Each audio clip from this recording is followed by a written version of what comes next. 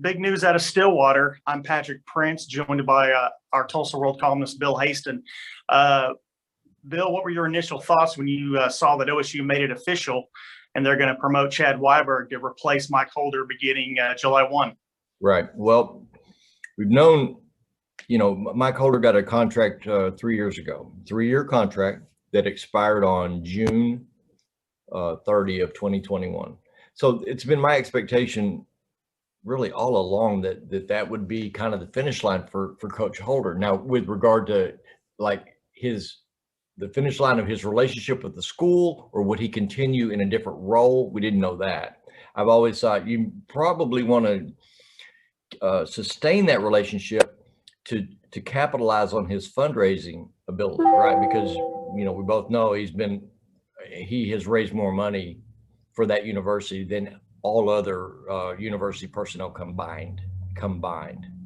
So the fact that it's Chad Weiberg, no surprise there. I mean, they hired him away from Texas Tech, Patrick, to be the Mike Holder successor as the athletic director. That was a I don't know if there was ever anything on paper that said you are the next athletic director, but it was always presumed and understood on both sides of it that that's what it would be. And remember, for a while, in 2017, Patrick, Brad Underwood leaves, and a lot of people were really upset at Mike Holder over the way that was handled. So I think there was the belief at that time that maybe Weiberg would be in that position sooner than later. But it was always explained to me that this is a really fluid timeline, that Coach Holder does still have some say in his own timeline with regard to retirement or role change or whatever. So here we are 3.5 years after Chad Weiberg is brought in as the next athletic director, and it all becomes official on July 1. But it's a big story. Even if it's always, we've known it's coming, it's still a big story because it's Mike Holder and because he has a 54.5-year run at that university, which is just remarkable. We'll get into Mike Holder's legacy here in just a second, but tell us a little bit about Chad Weiberg. You like this hire, right? No, it was as I don't know.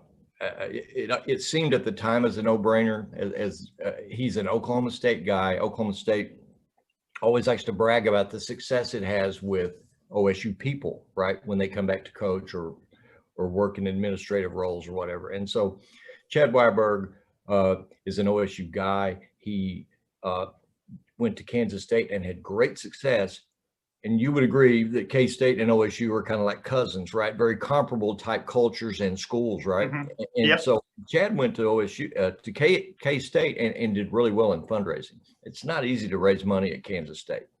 And so he goes from there to Texas Tech and does a really good job there for Kirby Hocutt at Texas Tech. And then so at the point at which I think the OSU people started to look around and say, at some point we're going to make a change in the athletic director's office. And when they started to try to identify who that person would be, if it wasn't unanimous for Chad, or simultaneously, that it occurred to everybody at the same time, Chad Weiberg is the guy. I think it was really close to that. And so I think from a temperament standpoint, from a connections standpoint, now he and Mike Holder are polarized with regard to their personalities. Completely different types of guys, but yet each guy is an OSU guy. Each guy is a connected guy. Chad Weiberg is, Mike Holder had a 32-year career as a golf coach. And then so he slides into administration from that. And I think became a good athletic director. Now he had, critics and he had enemies within the athletic department, most notably Mike Gundy, obviously. And, that the last 10 years of Mike Holder's run as the AD, I think is defined mostly, at least publicly, by his scrap with his feud with Mike Gundy, which is really too bad because, I think each guy deserves a great amount of credit for what has happened with OSU football. But,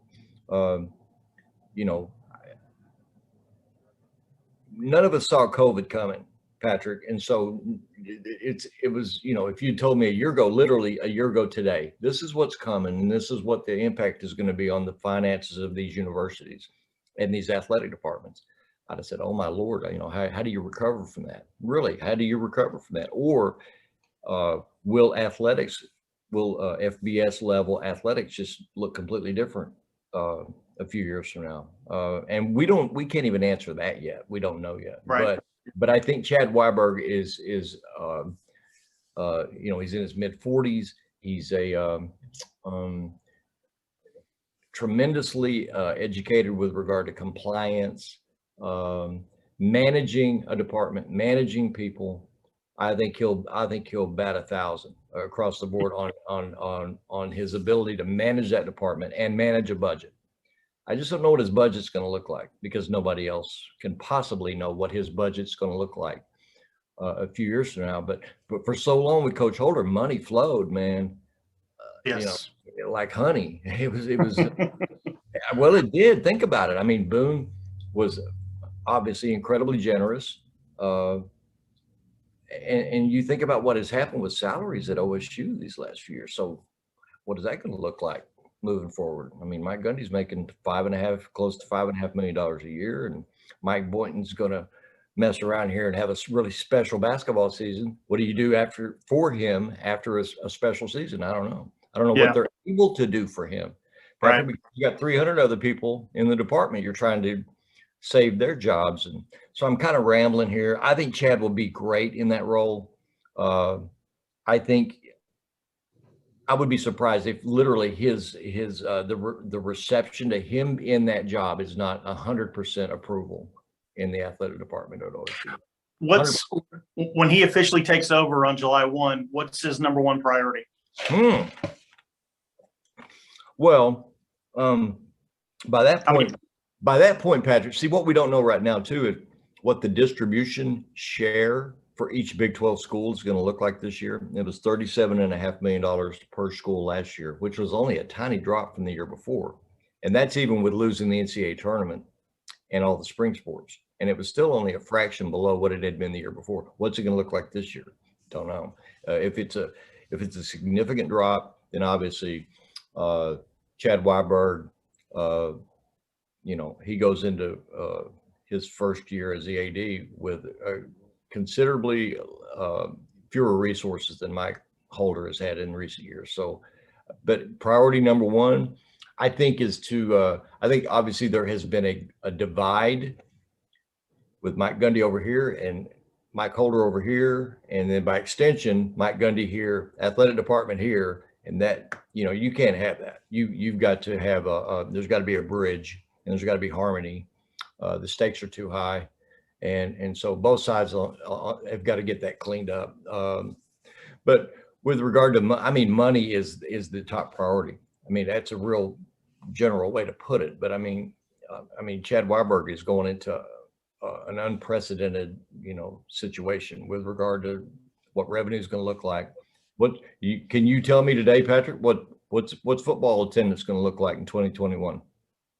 50% of capacity, 70, 25 again. If it's 25 again, it's going to cost a lot of people jobs, a lot of people. So, but I think, I don't think if they had hired an athletic director from a different school or whatever, someone who had no history at Oklahoma State, then that first year is all about establishing that person, right? Yeah, absolutely. Any of those obstacles, because Chad Weiberg is you know, universally known, I believe universally respected and liked. And he had a 3.5 year, think about this, he was in the on deck circle for 3.5 years over there getting loose and getting ready to leave the department. So, you know, there's nothing that will be presented to him on his desk on July 1st that he isn't ready for or aware of already. So they got that's definitely an advantage for Chad and for Oklahoma State. It's a historic, obviously Holder's relationship, Patrick, with Oklahoma State is historic in length, in the length of it, 54.5 years. He shows up in 1966 as a freshman, and his father drops him off at Bennett Hall as a freshman. Walk-on golf athlete, becomes an all Big 8 golf athlete, wins Big 8 championship. Assistant golf coach, head golf coach, 32 years, athletic director. So he's a Mount Rushmore guy. I mean, no matter how you feel about him, you can't deny that he's a Mount Rushmore person. And look at the facilities, not just the stadium, but look at all those facilities on that campus now today. And I went to a baseball game last week at the most unbelievable college baseball facility I've ever seen. So Mike Holder's legacy is complicated, but undeniably the guy had an amazing impact on his alma mater. And if I don't know if Mike Holder is really grudgingly going into retirement or if he's kind of at peace with it, I don't know. But I know that he should be remembered for having had an amazing impact and an amazing run at his university. And then the baton goes to a guy I think is an absolute home run, no doubt about it. I think he'll be a really good athletic director for OSU.